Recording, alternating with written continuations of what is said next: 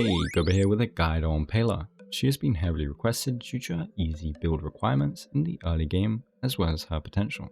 Pela can remove deadly buffs as well as reduce enemies' defense, which is great for boosting your damage, and she has some nice sub DPS potential.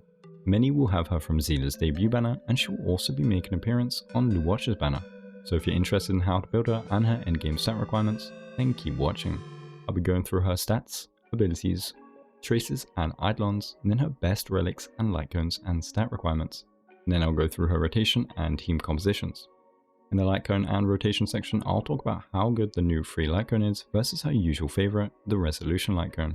Before I start, credit to the awesome Edison's Maths Club again. They always share useful information with me when I start one of these guides. So let's begin. So Pela is a 4-star ice character that is obtained from the gacha. She follows the Nihility path, which is a path dedicated to debuffs and enemy control. In Pela's case, this is defense reduction and enemy buff removal. She fills an offensive debuffer role, which means she will boost your team's DPS in 2 ways.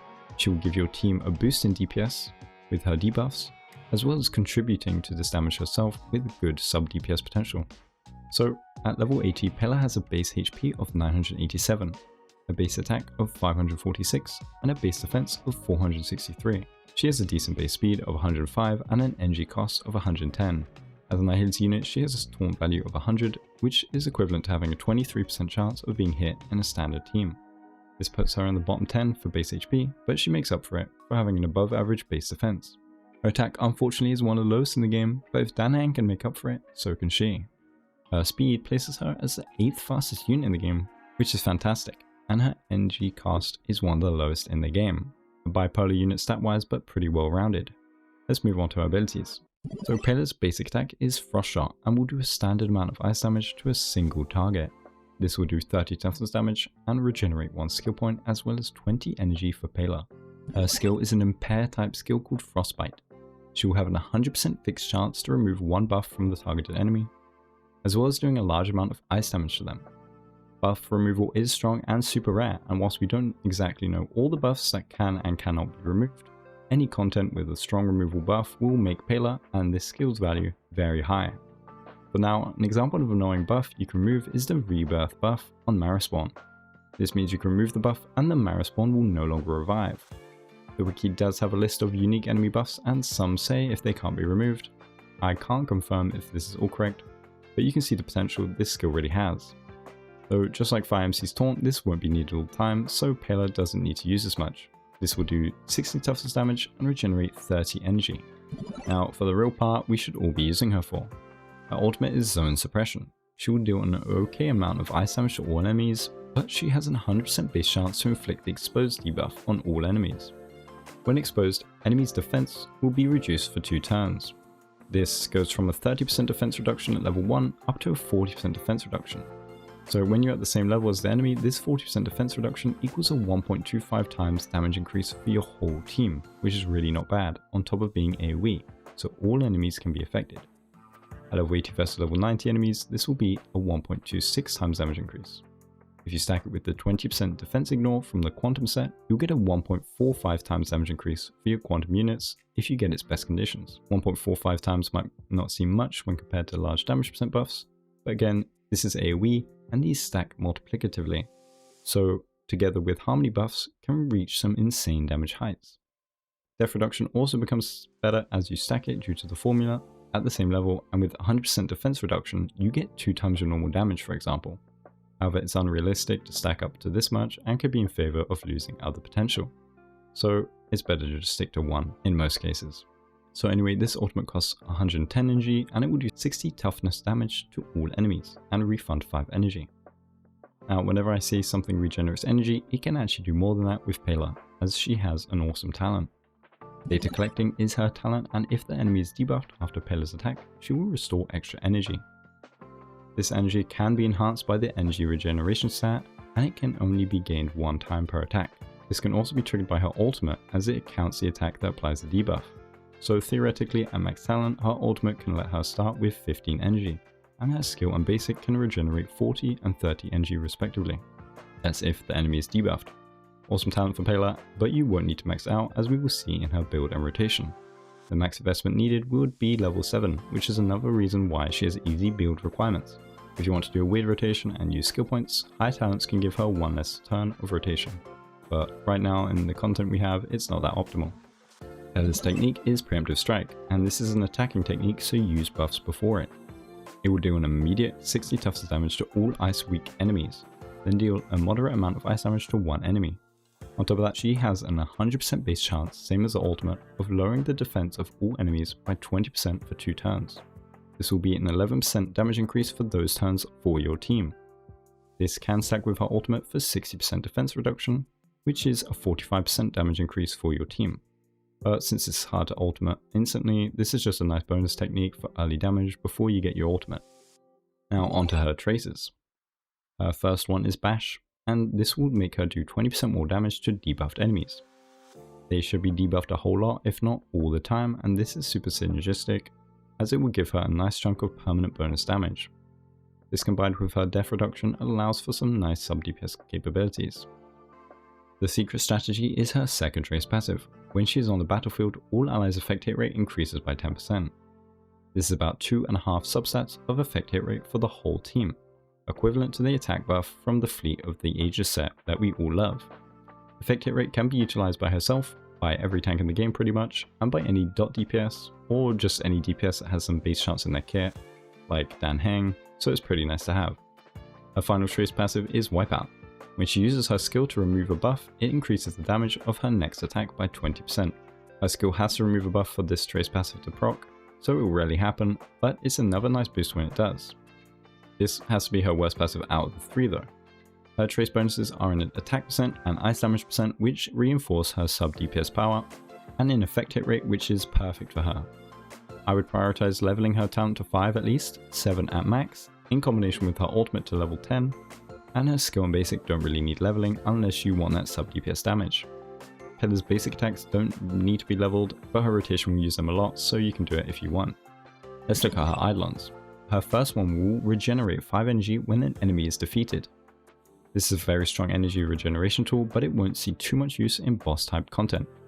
Versus waves of enemy, and particularly first waves of hard content, is a great tool to ramp up to your ultimate quicker.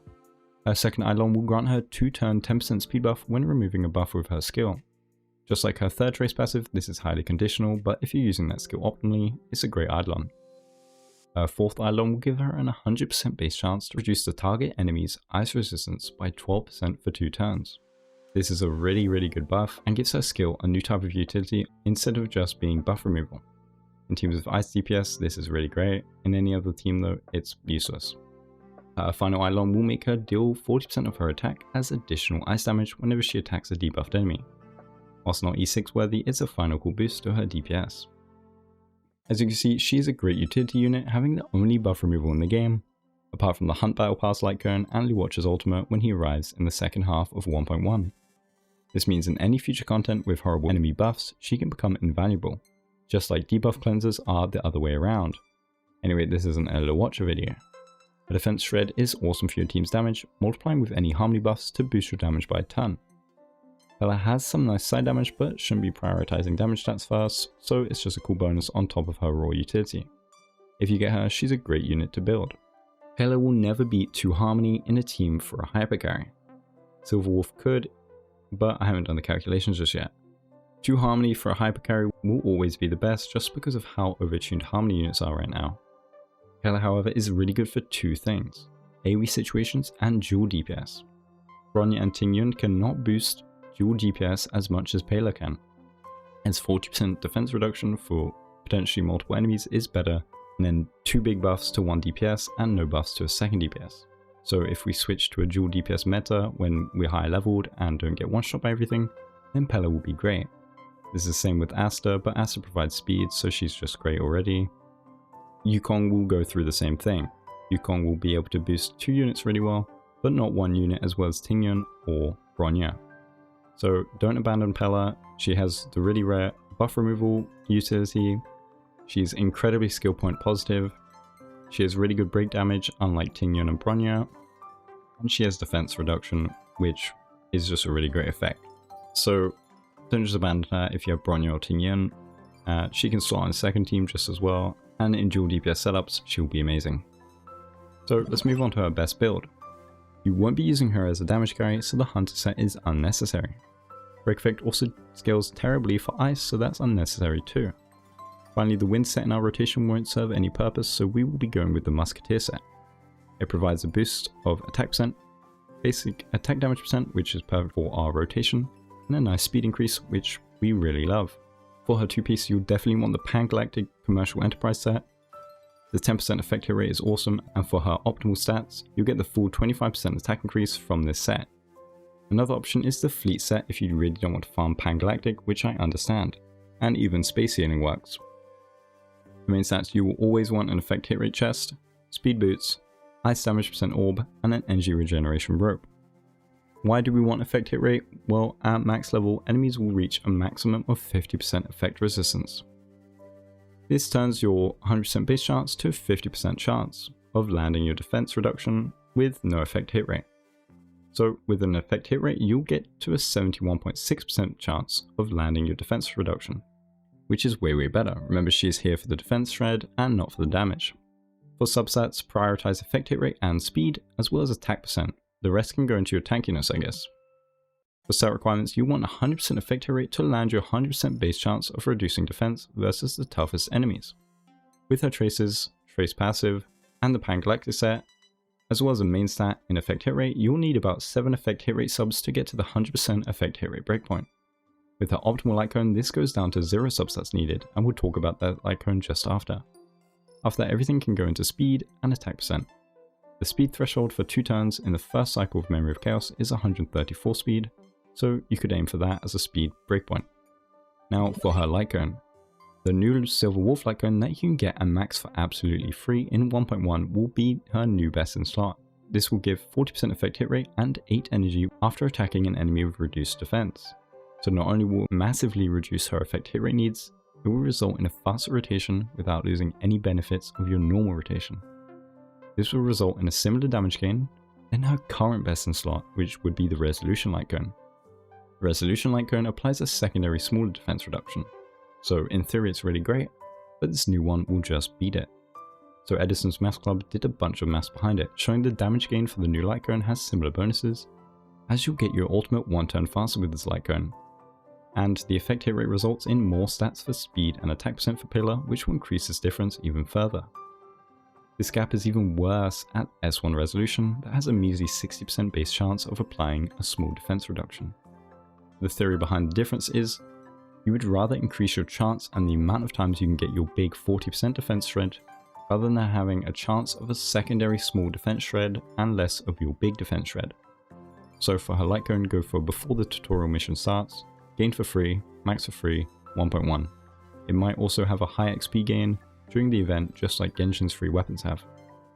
If you want to keep the light cone on Silver Wolf, as it will also be her second best in slot ignoring her signature, Resolution remains a really great light cone. This little discussion doesn't mean it's bad, it just means it's not the best anymore. So Resolution remains a great light cone on her and is really good at S5. As a sub DPS option, you can also go her Good Night light cone, it's very strong as well. So for her rotation, you will adopt an immensely skill positive rotation as you will only need to skill in certain situations. This is another form of utility as she will be providing skill points for the team, which is amazing.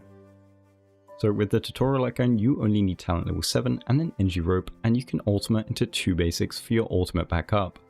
This means a permanent uptime on her defense shred provided she's faster than enemies, which is very strong.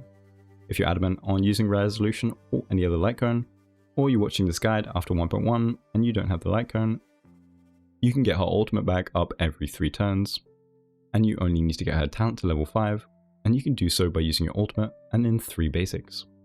If you're max talent and are weird, you can use 2 skills after her ultimate for a 2-turn cycle, but this isn't optimal right now. For teams, she will fill the role of an offensive support. She will do some damage and has great damage boosting utility. For example, in the team with the Harmony to boost your hypercarry, but again, better in dual DPS setups, with someone like Asta or Yukong. Our ideal future team would be Yanqing, Jeopard, Silver Wolf, and Pela. This would enable a mono ice team with great survivability and great damage. The defense shred stacking and resistance shred stacking on both Silver Wolf and Pela, especially at Pela E4, means Yanqing will be destroying everything he sees, including Jing Yuan. For this team, resolution is fine on Pela, and then you can use the free light cone on Silver Wolf. Together, they result in near 100% defense shred, if not 100%. Silver Wolf enables this mono team, so if you don't pull her, then this team becomes a bit weaker into non-ice weak enemies. You can replace Silver Wolf with a Harmony unit, I guess, if you don't get her. For a more traditional team, just bring Pela if you want either extra damage for your whole team, if you need buff removal, or you need ice toughness damage. She's great on all three. That's all on Pela. If you like this video and learned something, then like and consider subscribing. If you have any thoughts or theory crafting ideas, please comment below. Thanks for watching, have a Guoba day.